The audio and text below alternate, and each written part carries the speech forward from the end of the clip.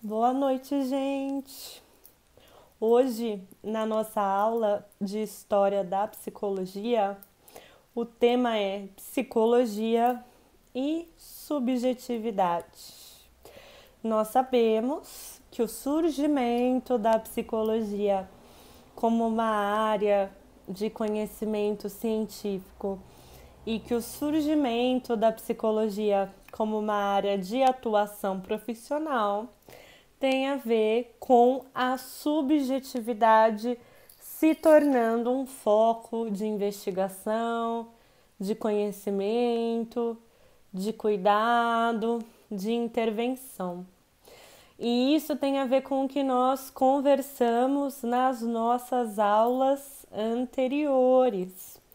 Nós conversamos deste movimento em que a subjetividade vai ganhando importância e o quanto falar sobre uma história da psicologia é falar sobre uma história de como as histórias que as pessoas têm a contar sobre si, das histórias que elas vivem em primeira pessoa, né? Como cada pessoa vive, como cada pessoa experiencia o que vive, o que cada pessoa sente ao viver o que vive ganha importância.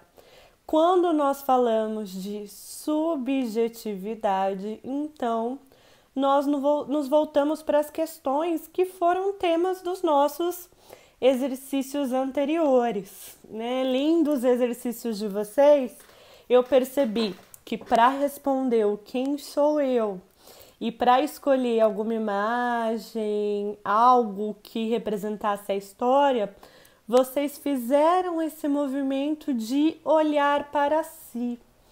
E quando nós falamos da subjetividade, nós estamos falando dessa relação de cada pessoa consigo mesma, essa relação em que cada pessoa se volta para si mesma e a gente chega no terreno da subjetividade.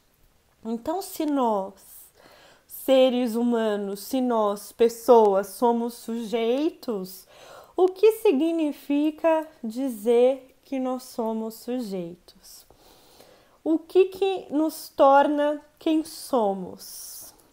É interessante que falar que todos somos sujeitos nos torna de alguma forma iguais.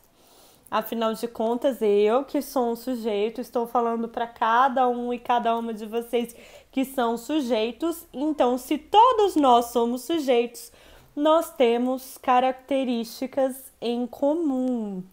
Ao mesmo tempo que a própria noção de sujeito é aquela que reconhece de que se todos somos sujeitos, cada um de nós e cada uma de nós tem uma forma única e singular de ser sujeito, de experiência subjetiva. Então, falar de subjetividade é tanto falar dessa dimensão que nos une, do que nós temos de igual e o que nós temos de comum, quanto essa dimensão que nos diferencia, o que nós temos de único, o que nós temos de singular. E o que nos une em termos de formação subjetiva, em termos de experiência subjetiva? Nós vivemos o que nos acontece e nós reagimos ao que nos acontece. Nós agimos e reagimos no mundo.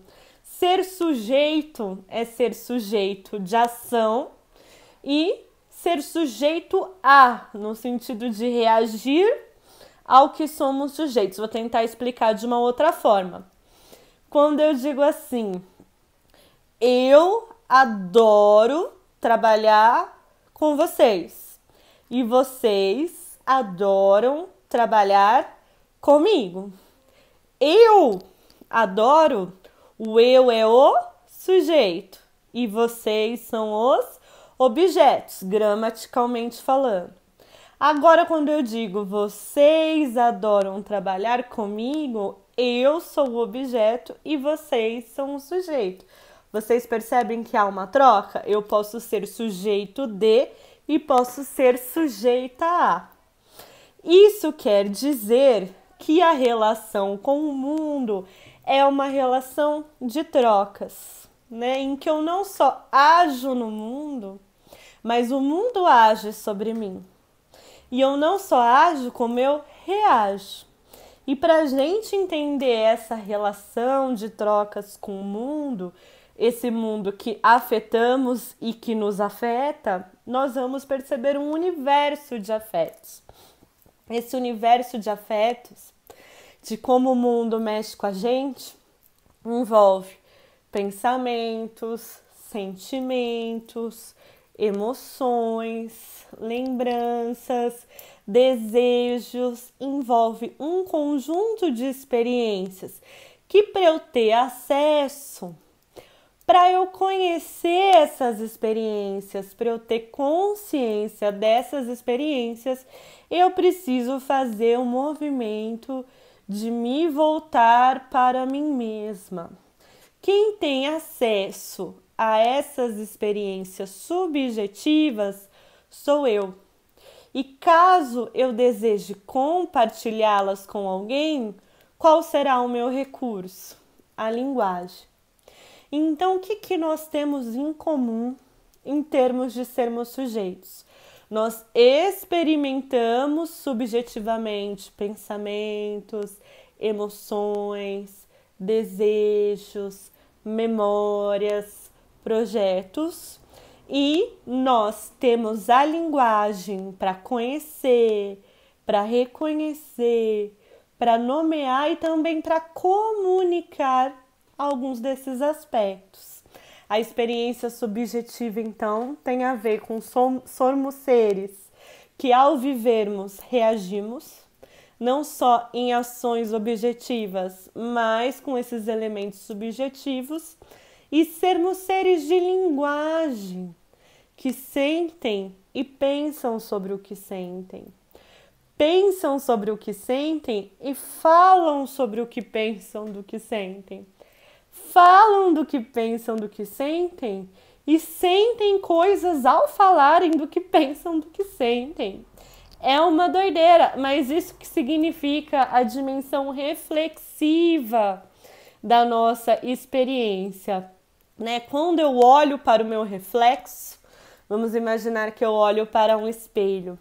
Quando eu olho para o meu reflexo, eu olho para mim mesma, né? E eu não só olho para mim mesma e percebo o meu reflexo, como eu percebo a mim mesma olhando para mim mesma.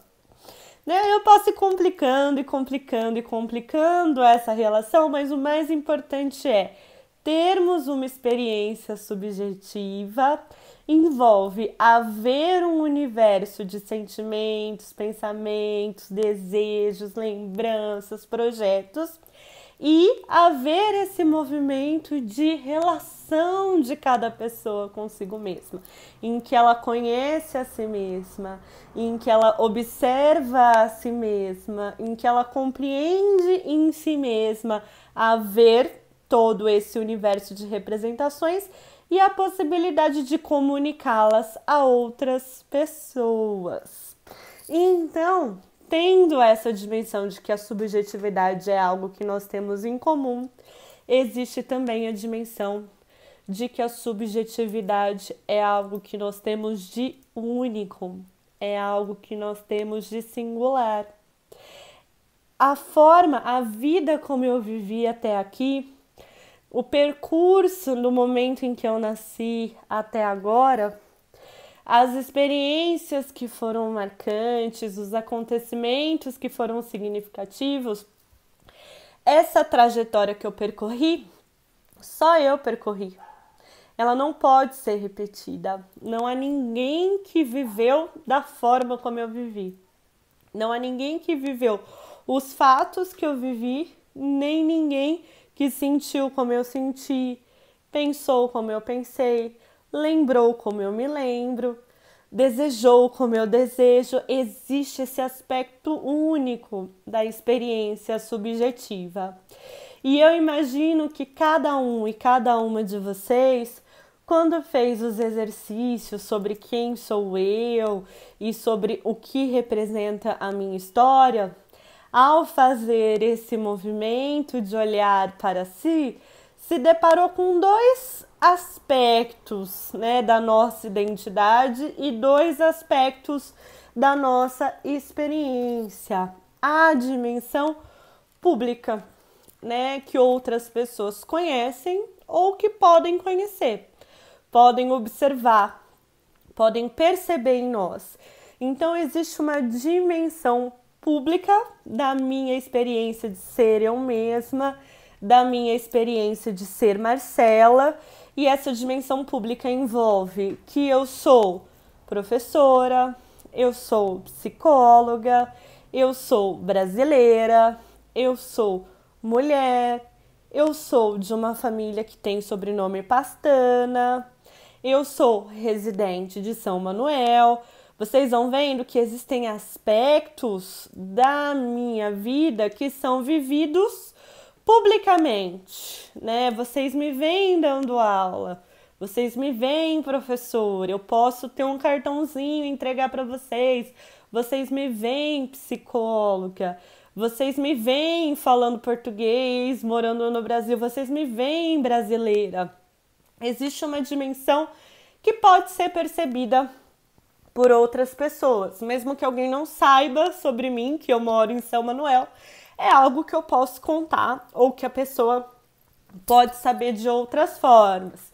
Essa é a dimensão pública, mas existe também a dimensão privada. Vocês podem saber que eu sou professora e vocês podem me ver ensinando, mas vocês não sabem o que é que eu estou sentindo.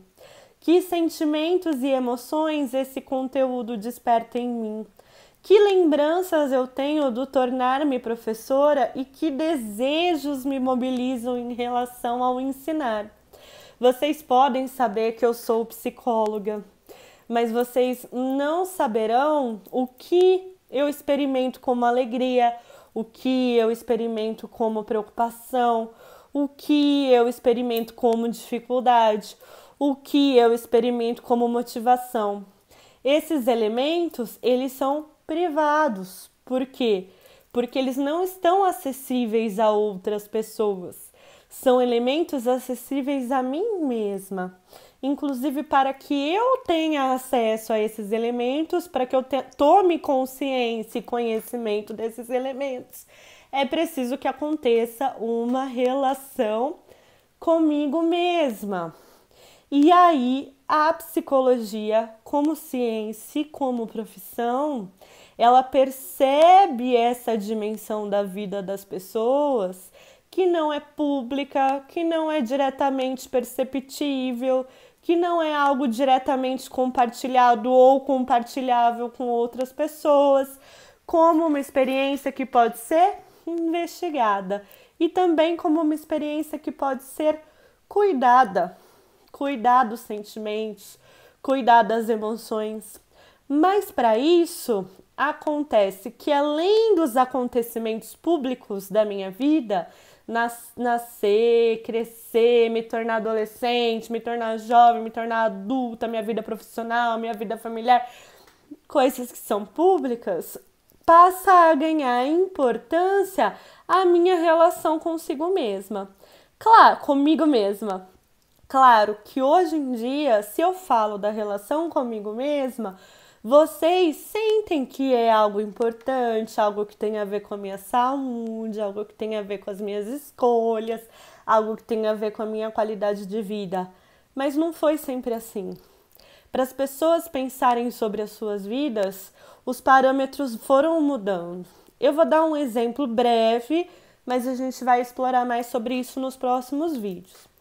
Vamos imaginar, né, que eu tô aqui precisando tomar uma decisão. E essa decisão é uma decisão importante da minha vida, né?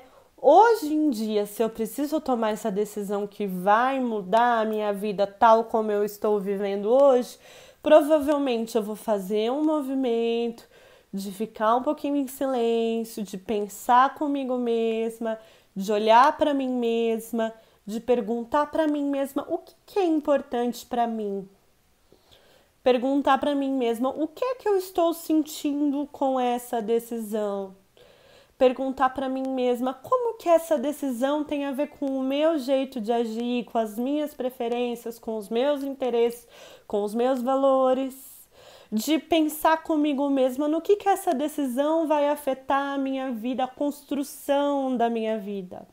Vocês percebem que é um movimento reflexivo? Talvez se eu vivesse em um outro momento histórico, vamos imaginar se eu fosse lá da Grécia Antiga, eu não faria esse movimento de olhar para mim mesma. Talvez eu fosse até um oráculo, né, consultar esse oráculo e perguntar qual é a vontade dos deuses. O que os deuses têm reservado para o meu destino?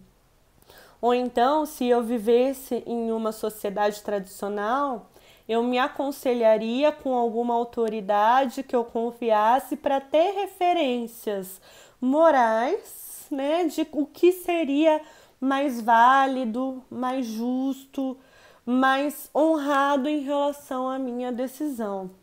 Eu estou dando esses exemplos para a gente ir pensando que a nossa forma de agir, ela não foi sempre assim. O que a gente chama de experiência de si, né, o que a gente vive como experiência de si, não foi sempre assim. Se não foi sempre assim, significa que é histórica. E é isso que nós estamos buscando aprender nessa matéria. A dimensão histórica do que nós chamamos de subjetividade, do que nós vivemos subjetivamente, dessa dimensão privada, dessa dimensão psicológica das nossas vidas.